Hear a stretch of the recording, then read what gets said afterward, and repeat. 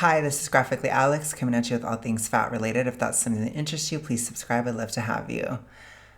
I literally just saw that this is British right as I was starting to film. I saw the flag right here. I'm telling you, I was not trying to. I was like, oh, this is new. This is from yesterday. Blah, blah, blah. Let's just do it. Something's going on across the pond. Something's happening. Okay. The Politics of Bodies and the Virtue of Thinness, a personal reflection on body politics, fat liberation, and the pursuit of autonomy in a world obsessed with appearance. Let's see what this writer has to say. This is from the 8th of September. So this is recent. I'm keeping it fresh. We're keeping it fresh here, okay? Let's go. Picture this, it's 2024 and you're scrolling through your FYP on one of the major social media wormholes when you stumble on a video of a woman dancing with her husband. She's plus size, she's glowing. For a second you feel a warm little flutter watching her exist so joyfully. Then the masochist inside you urges you to do the thing you promised yourself you wouldn't. You promised yourself you wouldn't. You open the comments. The top comment from someone you actually follow, an old friend, male, in entertainment, who should know better. It reads, body positivity is over. If you haven't lost weight yet, you're lying to yourself.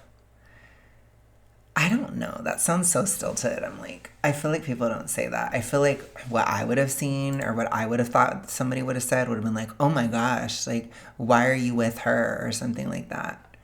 There might have been a comment like that if the guy was in shape. That's what went to my head because I remember there was this this TikTok thing that I talked about like forever ago where it was like that and there were still hate comments and that was back in like 2023.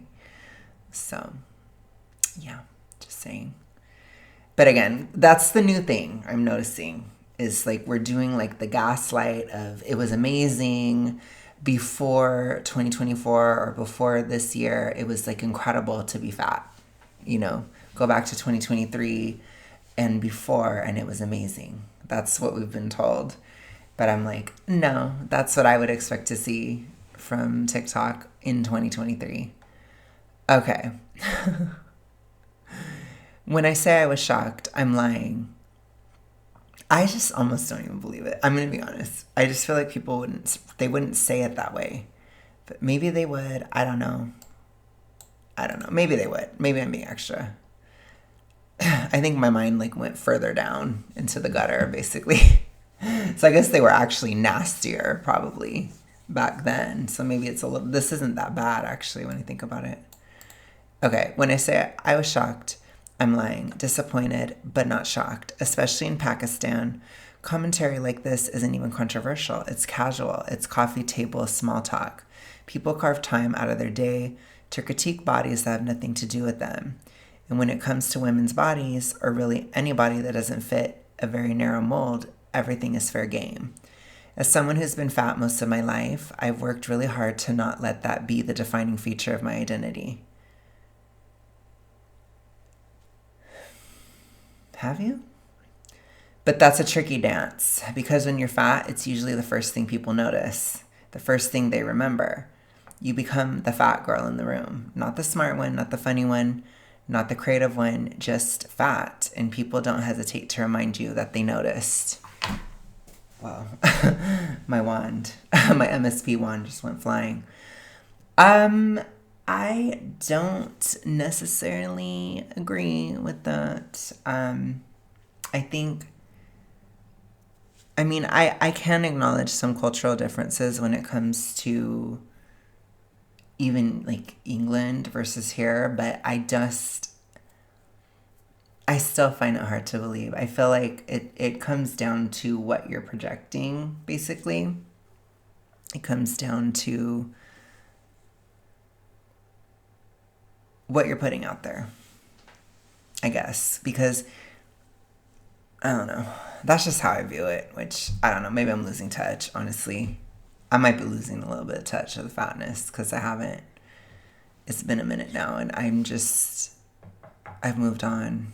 I'm moving on. I don't know what to tell you. I'm moving on from the fatness.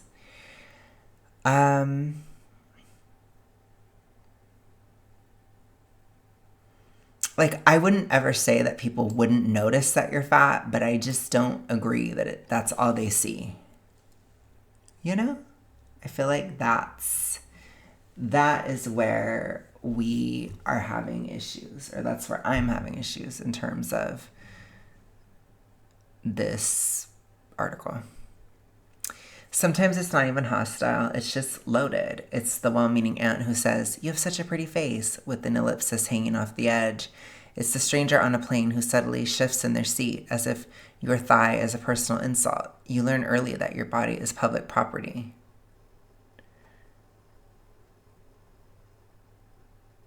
I mean, come on.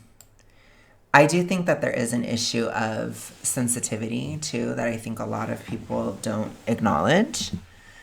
You know, this is so subtle. This is like not anything. I just can't.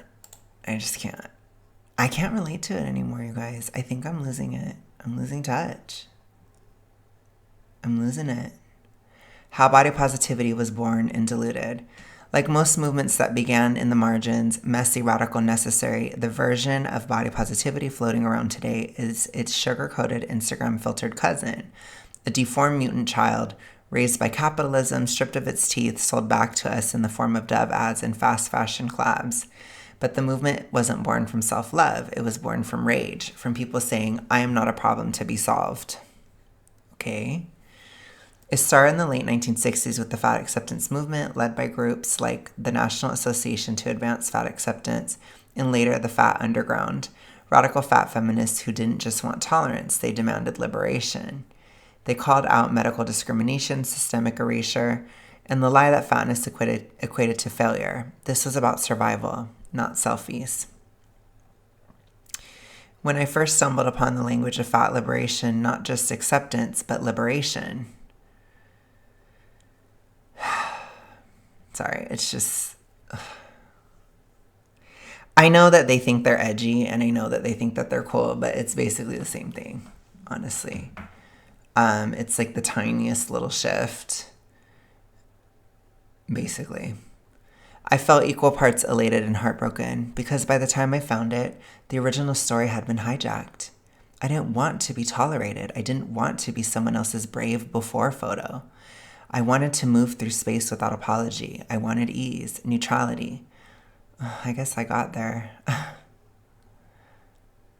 Sorry, I don't know. That was weird. Sorry, that is how I feel all the time now. I just feel neutral, or I feel pretty neutral about, like, I feel so body neutral now. It's like wild, basically.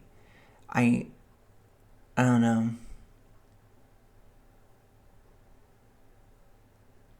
I don't know. It's just weird. It's weird because I haven't really thought about it that way, but when I saw that written like that, it made me think of, like, holy crap. That's literally where I'm at now. That elusive ordinary state. Oh my God, that's me. That elusive ordinary state most people take for granted, where your body doesn't feel like a thesis you're always defending. I made it. I guess I made it. I'm living the dream. I'm living the dream. As Lana says, washing my hair, doing the laundry, late night TV. We're doing it. Body positivity didn't start on the runway. It started in doctor's offices where women staged die-ins, in zines passed between queer black femmes who knew long before it was profitable that visibility wasn't the goal, dignity was. But as always, radical language gets repackaged for mass consumption. All bodies are good bodies became a lullaby. The roar got softened and silenced. I think that this person does not understand that there was a difference, at least for a moment in time, between body positivity and fat acceptance. They weren't the same thing. But fat acceptance kind of hijacked it, basically. And then they became basically the same thing. But in reality, people who support one don't necessarily support the other, which is the problem that they're having when it comes to all this stuff. So it's a good old time. Into it. Get a little bushy. In it. In it. Okay. Let's go ahead and continue.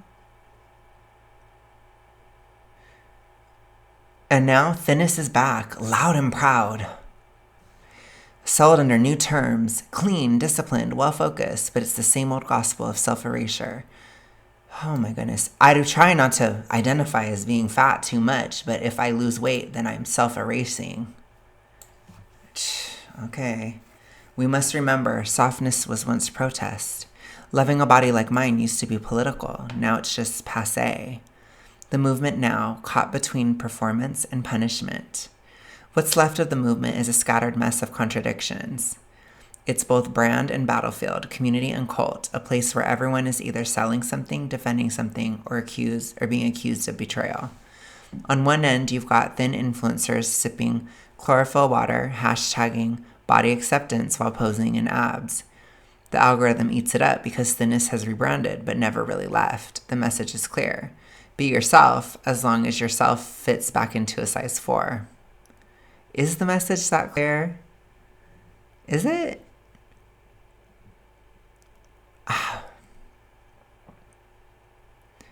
You guys, I have been living too normal of a life lately. Like, I think I've been touching too much grass. Like, I'm losing touch. I'm like, what the hell is she saying?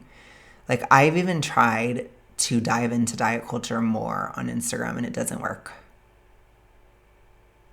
Like I'm still numb, or like I just don't care. Like, some of the people I'm following annoy me so much. But it's like, I just don't understand, like, internalizing it that deeply. I just don't get it. I just don't get it. You know, am I getting to the point where it's like, maybe I'm old? Maybe I'm not in high school anymore. Maybe I'm getting more mature. Maybe I'm just thin and normal now. You know, I don't know. I don't know. But I'm like, what? What? Like, I don't think this is the implication. The implication is like, it's a lot of like, you can do your goals if you want. I promise you can. Like, just do this. Like, or this worked for me. Or it's like a lot of dietitians that are like, I'm better than everybody because I went to college. And then people are like, no, you're not. You're brainwashed. And like, it's just a bunch of that. That's all it is. And then people argue about stupid shit all the time. And then it's just like, oh my gosh, this is bad. No, this is good. No, this is bad. No, this is good. That's what it is. And it's everybody like clamoring for attention. That's what I see. Maybe I'm looking too deep, but that's what I see. I see a lot of people who, you know, God bless them, but they're a little bit insecure. And a lot of times people go towards fitness to like improve that or to try to improve it. And when you mix social media with it, you get a lot of that. And I'm not talking like they're all toxic ritualistic or anything crazy. It's just they're human. People are human. It's like people want to help. People want to have an impact. People want to inspire. People want to have a business. People want to coach. You know, there's a hustle on there too. It's not like these personal digs at you as a fat person. It's people are trying to make a living. People are trying to feel better about themselves, or people are trying to help other people feel better about themselves. Typically, that's typically what it is. And that's it, you know. That's honestly what I see in diet culture, Instagram at least. That's what I see most of the time. It's that stuff. And I don't judge people as people. Like, I get irritated with some of the messaging, which I will talk about in my diet culture deep dives, but I'm not like, oh my gosh, I hate this person. You know, it's like, I don't hate Liv Schmidt. I see Liv as somebody who, she wasn't happy with where she was, and she maybe even had a little bit of toxic ritualistic going on. She might have had a very minor BING going on, and she got over it, and which is great. I'm so happy for her, and she was able to do it in a way that's kind of more loose than what was required, in my opinion, for like severe BINGE or even moderate. I think she was more mild, so she was just like a little chub, basically, or a little pudgy. And then she lost, and now she's like, I'm skinny and I'm happy or whatever. But she seems relatively calm about it, which is why I don't really consider her toxic ritualistic at this point. I just feel like she's not the best leader, if that makes sense. But to me, I think she's really young. But that's what I'm saying. It's like, do I hate her? It's like, I don't hate her. Do I like her messaging? No, I don't. It's too loose, but that's what I see, It's like, and then there's a lot of, I see a lot of Gen Zs coming up. Like, they're kind of having their come up era where they're kind of launching into this. And I feel like it's really important to a lot of Gen Zs, which I have no issue with. It's just, people are young, and sometimes they think they know everything. You know what I'm saying? That's how I see it. So I guess like I can see it really human to human. And I see it as more complicated than as long as you fit into a size 4. It's like, to me, like if you think of how long I just went on about what diet culture Instagram is, it's so much more than as long as you fit back into a size 4. It's like, just stop. It's too simplistic. On the other extreme, certain corners of the fat positive community now treat any intentional weight loss like a moral failure, a betrayal, a sellout move. There's an unspoken litmus test. Are you one of us, or have you joined them? Yeah, it's because they're toxic ritualistic, honey. Honey, that goes for all of them. The idea that someone might want to feel lighter or live easier is treated with suspicion. And maybe that's fair too, is it? Maybe we're all just reacting to a world that demands we shift constantly and then blames us for not staying still. I didn't like the way that was written, but that's a different comment. In this dizzying moral gymnasium, people are changing their bodies like they're updating their apps. The Kardashians, once curvy icons, have shrunk back into the thin ideal, quietly redacting their own aesthetic empire. This is their business. If somebody wants to shift their own vanity goals, as long as it's healthy, it's not your business. If it's not healthy, then sure, then talk about it for sure. But it's like, if somebody wants to have abs for a phase of their life and then they don't, does it really matter? They don't care if somebody gains. Imagine it being the other way. Well, you had abs. This person had abs all their life. Well, now they don't. It's not your business. It's like, get a grip. It's so annoying. And then they're the ones that are like, everybody's always talking about my body. And it's like, you're talking about everyone else's bodies. Like, just stop. It's, I didn't even know. I don't pay attention to them. I don't even know. I'm just saying. Oh my goodness. I'm becoming very unk lately. I think I've gone into unk mode full on. Okay, and now Ozempic, the newest plot twist. A diabetes drug turned miracle injection for the rich and desperate. Just one shot once a week and you too can disappear. I thought you didn't want to overly identify with being fat. I didn't disappear. Maybe I became a square. Maybe I became boring. Maybe I became old. No, I'm just kidding.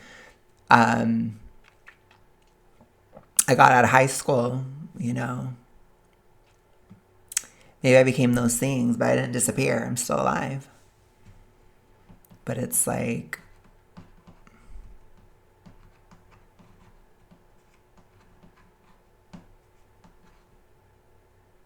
isn't it better to be more mature at some point? At some point, at least. But the paradox is rich. Use Ozempic and you're either praised for your discipline or mocked for cheating. It's no longer just about being thin. It's about how you got thin. Work for it, good girl, inject it, lazy. We want transformation, but only if it induces suffering. I guess we're all masochists. Oh my goodness. So much projection. It's like a television screen or... No, not a television screen. Whatever. It's a blank screen to be projected upon. I thought it was clever for a second, but then it wasn't. I'm flopping today. You're going to have to deal. Health or performance, the thin line between consciousness and control. Let's be honest, the fallback defense is always, but it's about health. No, I've been honest about this era of my weight loss. This is a vanity weight era. I've been very upfront about it. Very upfront. I do still have some health issues or some health stuff going on, but it's not weight related. It's just I have iron deficient anemia and I'm working on it. But that will go away in time. It just takes months, unfortunately. But it's like, that's not really weight related. It's just a different issue. So it is about health in that sense. But in terms of like getting thinner than I am now, it is more of a vanity goal, which I've talked about. And it's kind of become a spiritual journey too, which is weird. And I'm going to talk about that for sure. But it's just, I'm using it. I'm using it for everything it's got, you know? And, it puts your brain into this different state. So it's very easy to do shadow work in this stage or like in this phase of my life. So I'm doing it. You know what I mean? But I'm just saying, like, a vanity weight era is about, like, here's a spoiler. Spoiler alert. A vanity weight era is about what you want it to be about. So for me, it's about, yes, looking better, but part of looking better for me it's become a part of my spiritual journey that I do other work with. And that's what it's about for me. But the thing is, it's my business. It's my business. But I don't say it's about physical health at this time. It's not.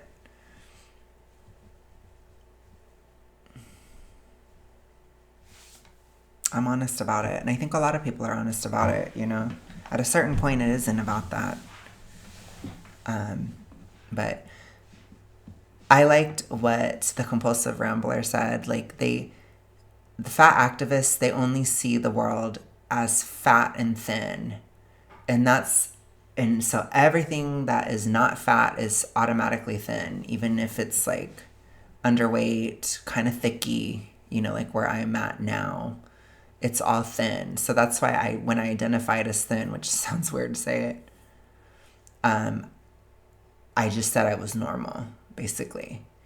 And it's from a fat perspective. So to some people who are maybe like super thin, they'd be like, oh, you're kind of chunky still. Or, oh my gosh, but I call it thicky because I'm gay like that. But it's just average. It's just giving average, you know. Totally average, not mid. Mid is like between average and fat. But it's like, yeah, here we are, you know? So yeah, they can't differentiate what is somebody who is thin and doing it for vanity and somebody who's fat and unhealthy and doing it for health. Like, to them, it's all the same. Basically, it's the same thing. But I've been honest, and I have said when it shifted. It shifted in July. Shifted around my birthday. Basically at my birthday. So August-ish. But that is how we frame the conversation when we don't want to admit it's about aesthetics. No, it depends on where you're at along the spectrum. Health is deeply relative, especially for women and gender diverse people whose bodies are routinely under-researched, misdiagnosed, and misunderstood. I don't think it is. Like, I think you have to be healthy to believe this. So, I'm just saying. It's one of those things where when you don't have it, then you know what it is immediately. And trust me, I remember. I'm still like freaking anemic. So it's like I'm not like totally healthy. And it sucks. But it's like if you don't have it, then you see how it isn't relative. Like my anemia is not relative. It's not like, oh gosh, I just feel it in my heart today. No. It's just stupid. That is such a stupid thing to say. And yet, despite the complexity of the human body, we treat fatness like it's a one-size-fits-all problem. No, you do. We assume fat equals sick and thin equals well. You're making me do a chapel point. They're trying to bring back my MSP energy, but I always say my eras, they build on top of each other. So they're never like completely gone, if that makes any sense. One era leads to the next. It's like a foundation for the next, for the next, for the next. So I still have that point. I still got it. And I still have my boundaries too. I still got my chapel boundaries. But no. Like pointing because it's giving. Fat is giving sick. Especially fat plus age equals sick. Tell that to my friend who drinks Red Bull for breakfast and still weighs half what I do. I agree that thin doesn't equal well. That's true. I'm thin. I'm anemic. Look at me. A shining example. Look at me, a dazzling activist. I was so mad. Oh gosh, I felt like such a flop activistically when I was anemic, but you guys didn't care, which is, I'm happy that you guys didn't care, but it pissed me off. It did. I'm still a little pissed about it, but I'm better now. It's getting better, so I'm not as mad. It'll be a month on Friday since I've been working at it. Only 5 more to go. Anyways, we're not going to get into that. We're not going to get into my anemia rage. Okay. Enter Ozempic. GLP-1 inhibitors originally developed to manage chronic diabetes are now being gobbled up for aesthetic correction. The demand is so high that people who genuinely need it can't find it. But hey, priorities. The cultural appetite for thinness has outpaced science. People are taking this medication like a shortcut to moral redemption. Never mind the nausea, the muscle loss, the long-term risks. We'll deal with those later. For now, we're just trying to look better in a group photo. Honey,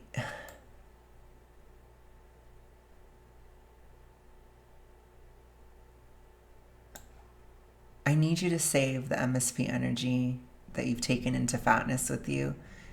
You cannot point a finger. You are not healthy either. So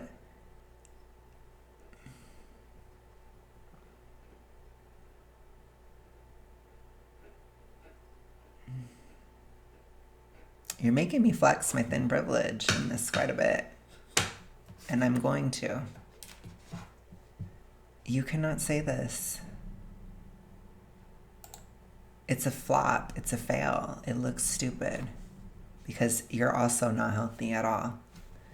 And I understand in the toxic ritualistic, it can be hard to understand that somebody else's health doesn't mean that your health is better or worse because you're constantly in competition.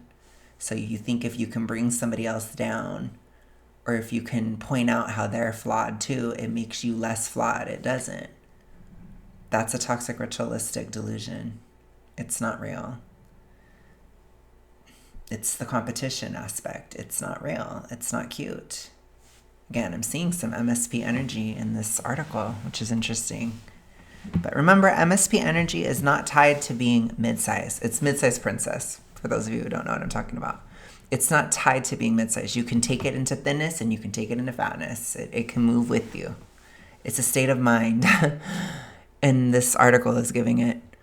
The cultural appetite for thinness has outpaced, I already read that. Case study, when the body becomes the brand. Take Lizzo, a woman who carves space for herself in a world that rarely makes room for people who look like her. Her body wasn't just incidental to her fame, it was foundational. She danced, she twerked, she played the flute in leotards and lace, and people ate it up. She was the symbol of body positivity, and many clung to her as proof that the movement had worked, quote unquote, that a fat, unapologetic woman could be successful on her own terms. But then came the shift. A visibly thinner Lizzo began posting about fitness, detoxes, feeling good. The applause turned into suspicion, accusations. Some felt betrayed, others hurt, and then body-shaming allegations surfaced, directed at her own dancers. The image cracked, but the question remains, is it wrong for Lizzo to want to lose weight, to pursue wellness, whatever that means for her, on her own terms? Obviously not. So it's not even a question. Probably not. Probably. But maybe the problem was that her body was never allowed to just be. It had to mean something bigger. It had to be a revolution. No, what it is that it had to represent toxic ritualistic reinforcement. It had to represent people with E followed by the letter D projecting themselves onto her and projecting their experience with their body onto her experience with hers. So if she changes, then it changes their view of themselves, because it's delusional. And what do delusions take? They take constant reinforcement, and they are usually built on a house of cards that are always just waiting to be blown by the wind or shaken. The table shakes and the cards go whoosh, and they fall because it's not real. That's one of the hardest parts about having an E fall by the letter D, is you're constantly trying to uphold something that is so clearly not real on every single level. It's very hard. It's a lot of work. I will say, not doing that anymore, gosh, it's a lot of work, is a relief. Anyways.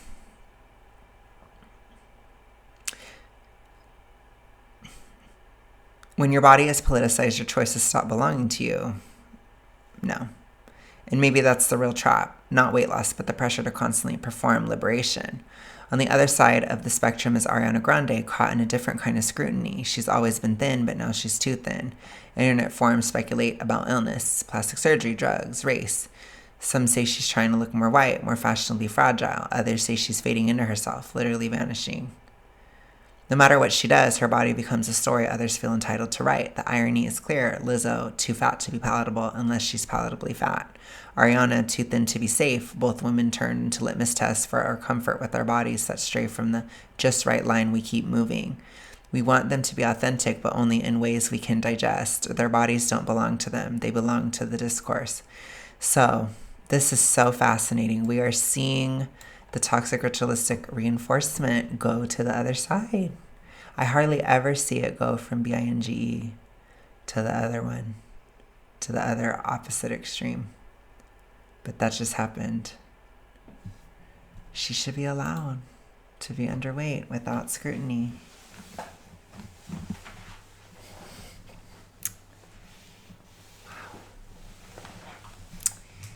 Wow, that's dark.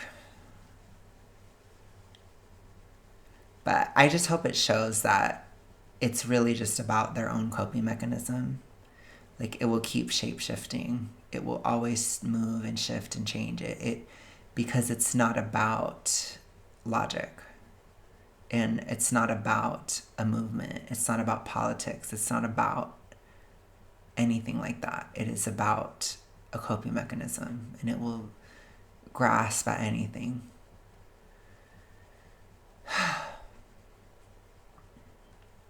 Autonomy isn't always simple. I think about that comment from my friend sometimes. If you haven't lost weight yet, you're lying to yourself.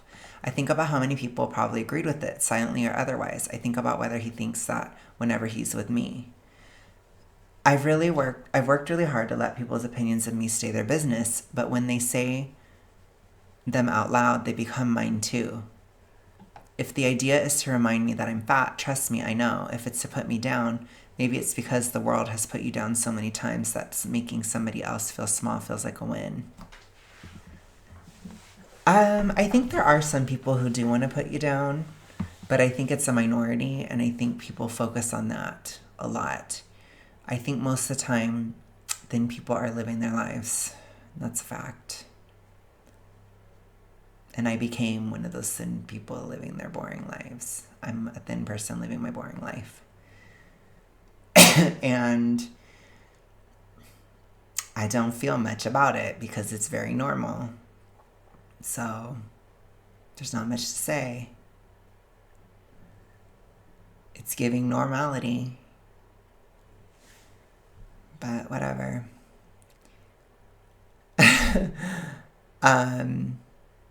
Either way, I hope you ask yourself, what is it about my fat existence that unsettles you? I still have days where I flinch at my reflection. It's toxic ritualistic, babe. You fall by letter D. Days where I fantasize about disappearing. Toxic ritualistic. But I also have days where I feel soft in a way that isn't shameful. You're still obsessed with it, though. Toxic ritualistic. Where I catch a glimpse of myself in motion and see art, unique, flawed, beautiful. Toxic ritualistic. You have an E followed by the letter D. I'm not brave for existing like this. I'm just a person. I don't know what liberation looks like for someone like me. Liberation looks like getting out of a DIS order. That's what it looks like. So much of it seems tied to my body. Yeah, I wonder why. How it looks, how safe it is, whether anyone takes care of it when it's sick. I don't know if we ever get to the top of the mountain. You can if you get out of the DIS order, then you can. But I keep coming back to the same question.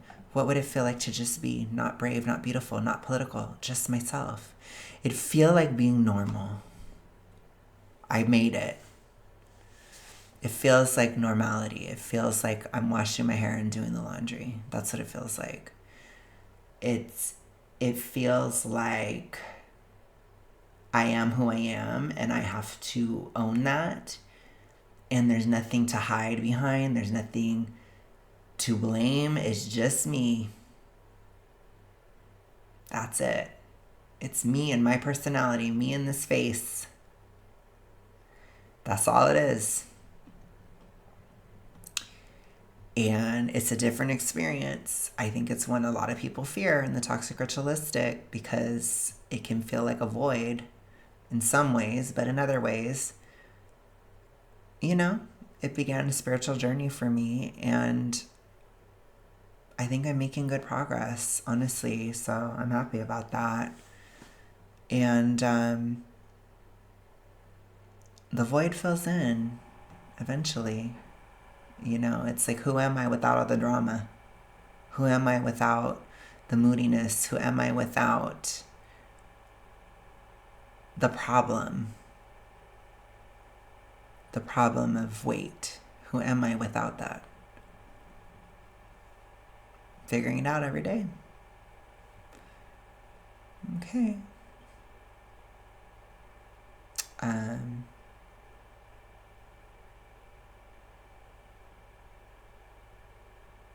I guess I will talk to you guys tomorrow. Have a good rest of your day, night, etc.